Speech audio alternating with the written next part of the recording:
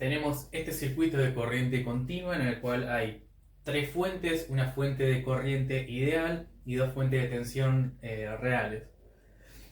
Acá podemos analizarlo por el método de mallas, método de nodo, el que ustedes prefieran. Me parece a mí que en este caso el método más corto es hacer método de mallas, porque acá puedo plantear que en esta fuente ideal, ya que no puedo transformarla, puedo decir que acá hay una diferencia de potencial y manejarme con eso para hacer las ecuaciones de las mallas. Es decir, voy a decir que acá US, X desconocida, con borne positivo en dirección de la corriente y el negativo en el otro lado.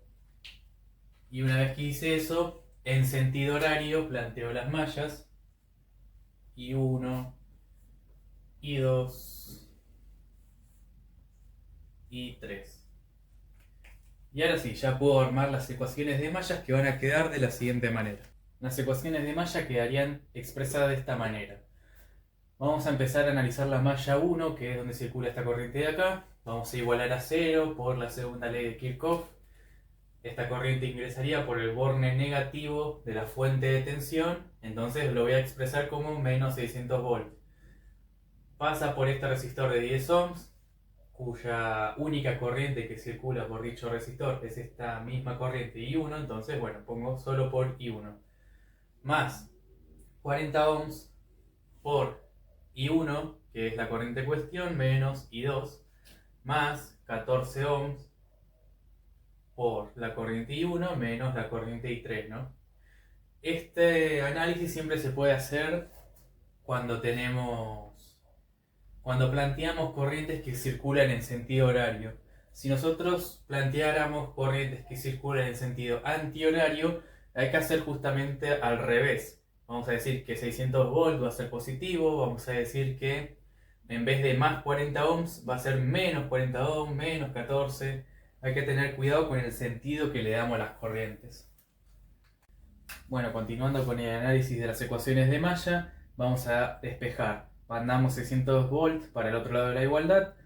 En I1 tenemos que está multiplicado por la resistencia de 10 ohms, por la de 40, por la de 14. Si hacemos factor común, 10 más 40 son 50, 50 más 14 son 64 ohms por I1. En I2 solo tenemos que está multiplicado por este resistor, entonces menos por distributiva, 40 ohms por I2. Y finalmente en I3 tenemos que está multiplicado por el resistor de 14, hacemos distributiva, nos queda así, pero si analizamos este circuito, I3 es un dato, es 12 amperes, pero como nosotros establecimos que circula al contrario por donde realmente circula, sabemos que esta corriente de 12 amperes va a ser negativa, es decir, I3 es menos 12 amperes. Entonces me quedaría, redibujándolo acá arriba, I1 menos 12 amperes, es decir, I1 más 12 amperes. Entonces esto ya no sería menos, sino sería más. 14 por 12 son 168. Entonces acá nos va a quedar 168 voltios. Que lo puedo pasar al otro lado. Me va a quedar 432 volts, porque va a pasar restando. Es igual a 64 ohms por I1 menos 40 ohms por I2. Y así es como obtenemos la primera ecuación en el análisis de mallas. Acá vamos a hacer lo mismo. Pasamos al otro lado la tensión, menos 400 volts, va a ser igual. En I1 solo tenemos acá, entonces me va a quedar por distributiva menos 40 ohms por I1. En I2 tenemos 2 ohms, más 40 son 42, más 8 son 50. 50 ohms por I2. En I3 tenemos que está multiplicado por este resistor de 2 ohms más 2 ohms por menos I3. Como dijimos recién, I3 es un dato, esto es menos 12 amperes, menos 12 me va a quedar 12 positivo, 12 positivo por 2 son 24. Entonces esto me va a quedar como 24 volt positivo. Paso para el otro lado, me va a quedar como menos 424 voltios, va a ser igual a menos 40 ohm por I1 más 50 ohm por I2. Así es como obtenemos la segunda ecuación en este análisis de malla. Nos queda la malla 3, la última para analizar. Tenemos este voltaje que planteamos que existe en esta fuente de corriente. Lo pasamos para el otro lado, restando, me queda menos USX va a ser igual que tenemos en I1. Solo el resistor de 14 ohms. Entonces va a ser menos 14 ohms por I1. En I2 tenemos solo el resistor de 2 ohms. Entonces me va a quedar menos 2 ohms por I2. Y en I3 tenemos 14 más 2. Nos queda más 16 por I3. I3 nuevamente ya lo conocemos. Vale 12 amperes. Entonces 12 por 16 me va a quedar 192 voltios. Eso lo voy a pasar para el otro lado, lo voy a pasar restando. Menos USX menos 192 volts va a ser igual a menos 14 ohmios por I1 menos 2 ohm por I2. Y así es como obtenemos la tercera ecuación de este análisis de mallas. Como pueden ver, tenemos un sistema de 2x2, dos incógnitas, dos ecuaciones, en el cual vamos a determinar el valor de I1 e I2. Y una vez que tengamos esos valores, va a ser fácil saber qué voltaje existe en esta fuente de corriente. Bueno, el método que elegí para resolver este sistema de ecuaciones 2x2 es hacer una matriz triangular de la siguiente forma y obtener las corrientes. Obtuve la corriente I2 es igual a menos 6,16 amperios, la corriente I1 es igual a 2,9 amperes.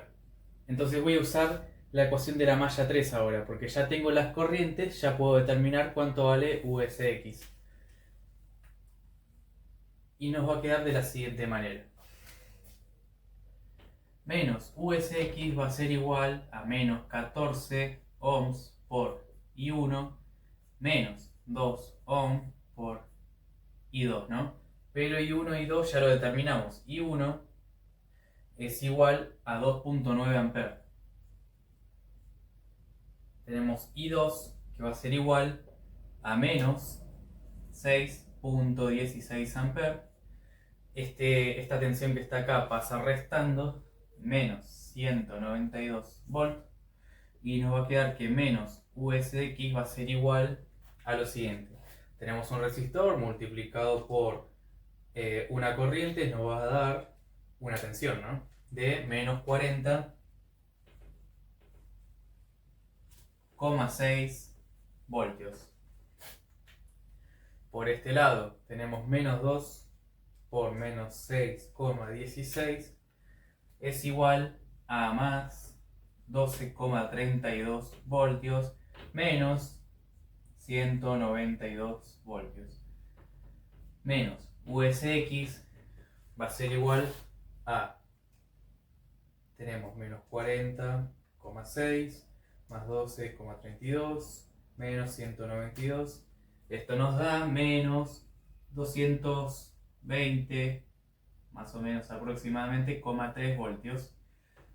Entonces USX es aproximadamente 220,3 voltios.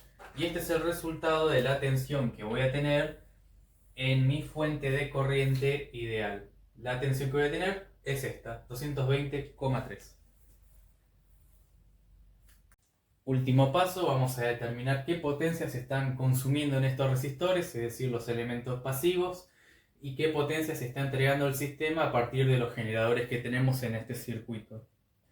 Empezamos por los elementos pasivos. Esta fórmula seguramente ya la conocen, proviene de decir que la potencia es igual al voltaje por la intensidad de corriente, y sabemos que la tensión es igual a la intensidad de corriente por la resistencia. Entonces me va a quedar que intensidad de corriente al cuadrado por la resistencia es la potencia, ¿no?, que sale de esto. Entonces empezamos con la resistencia de 10 ohms. Estamos acá. 10 ohms multiplicando a 2.9 amperes, que es la corriente que circula por acá, al cuadrado. Esto va a dar esta potencia. Y así sucesivamente. El único cuidado que hay que tener cuando en un resistor circulan dos corrientes es utilizar el signo adecuado desde acá, porque el orden en cual pongan las corrientes es lo mismo, no importa. Lo que importa es que usen 2,9 siempre positivo, menos 6,16 tal cual, y si van a cambiarlo, que sea recién acá.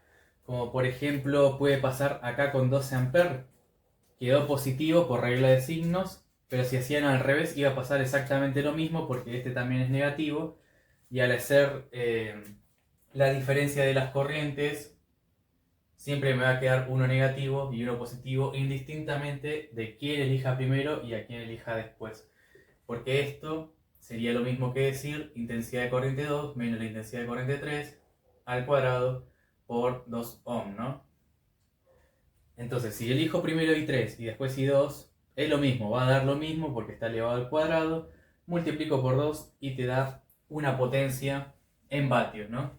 Porque esto es un circuito de corriente continua, acá no va a haber una parte reactiva, inductiva ni capacitiva, entonces es puros resistores y potencia activa.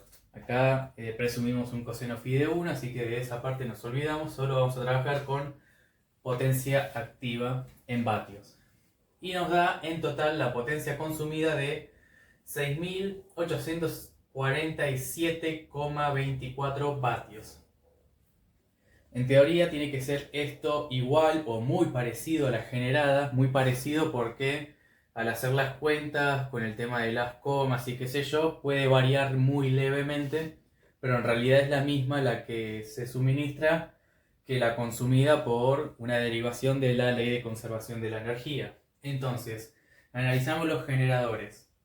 Vamos a usar esta fórmula de potencia, que es la tensión por la corriente, y nos dan todas estas potencias activas en unidades de vatio y negativas, que es un número igual, prácticamente idéntico a este, pero con signo opuesto, porque por convención, si un elemento suministra energía al circuito eléctrico, la potencia que va a haber en ese elemento va a ser negativa, mientras que en un elemento pasivo que consume energía, la potencia activa va a ser positiva. Y así es como termina este ejercicio.